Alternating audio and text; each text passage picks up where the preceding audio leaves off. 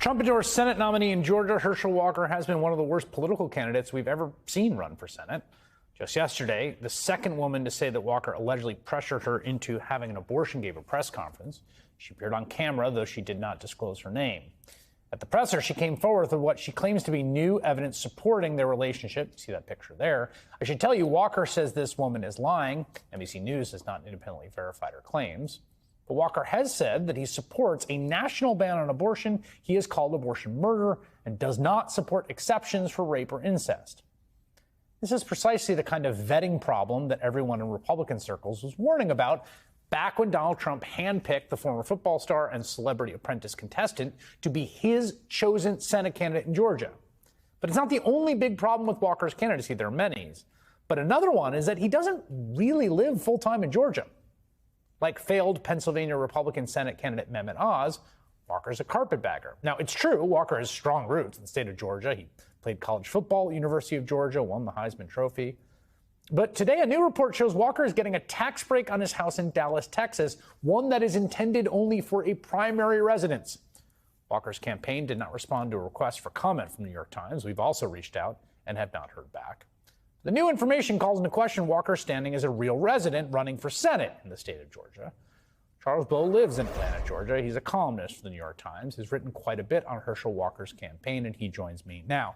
You know, Charles, I remember when Walker was being floated very early on because Donald Trump had a relationship with him, had him on a contestant on his show, and in his sort of like, you know, fixed idea way was like, Walker should run in Georgia.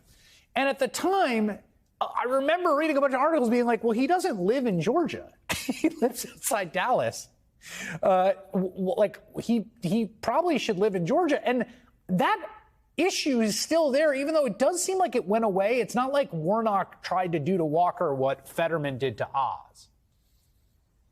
Yeah, Warnock is just not that kind of an attack dog. He's not your traditional politician. He's a pastor of a church.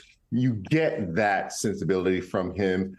People here in Georgia always knew that they were kind of bringing Herschel Walker back into Georgia to run. He was a carpetbagger from the beginning.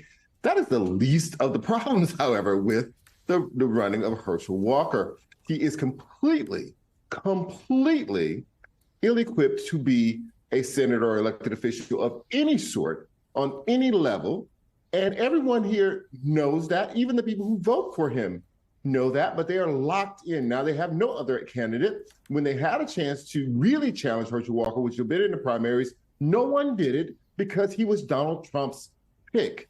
All of this would have come out. They probably would have had a stronger candidate. There was a lot of resentment or fear of Stacey Abrams, which drove a lot of vote to Kemp.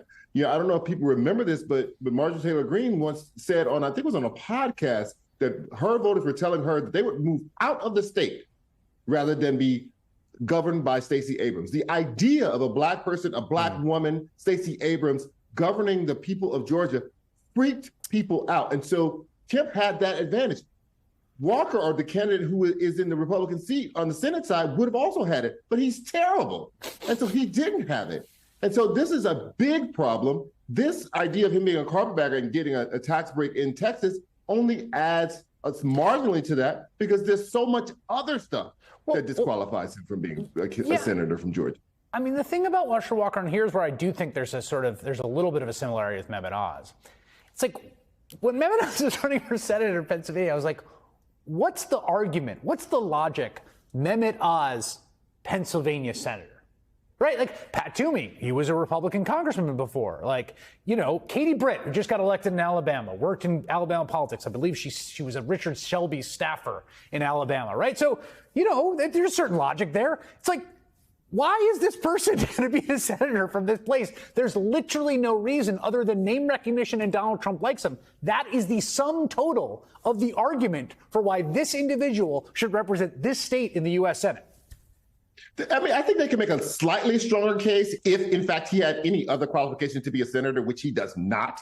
But they could probably make a slightly stronger case because he is a son of Georgia, right? So he is born here, raised here. He goes to college. He goes to high school here, college here. So it's not like he's completely disconnected from the state of Georgia. He's just disconnected from reality. Like he's disconnected from intellect. He's disconnected from qualifications. That's the bigger problem. There's also, I mean, one of the things that's happened in the abortion discussion here, where, you know, there was the first reporting in which the woman said that, who actually had a son with Herschel Walker, and said that in one case he pressured her for an abortion, actually pressured her for a second, though she didn't have it. She showed a get well soon card. There was a receipt from the abortion clinic where she received the abortion.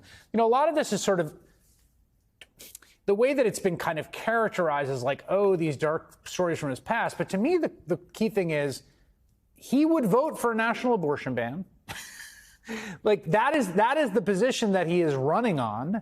That is the party that he wants to be a part of.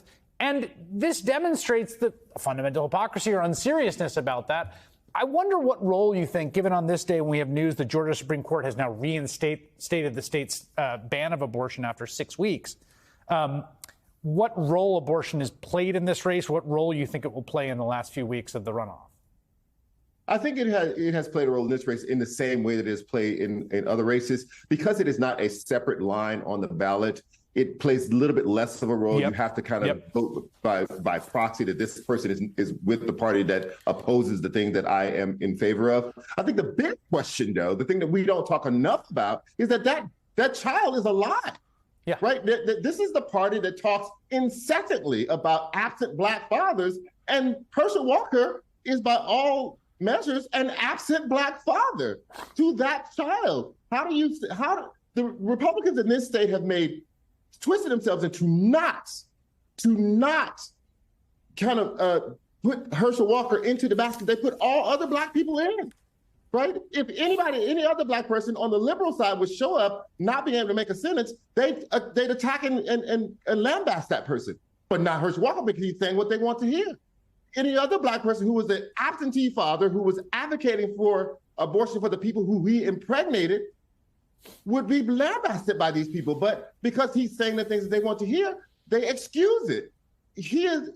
Any other Black person who behaved in the way that Herschel Walker behaves, but happened to be liberal and actually supporting policies that help Black people, would be lambasted by the Georgia Republicans, who are now supporting and excusing and making excuses for Herschel Walker.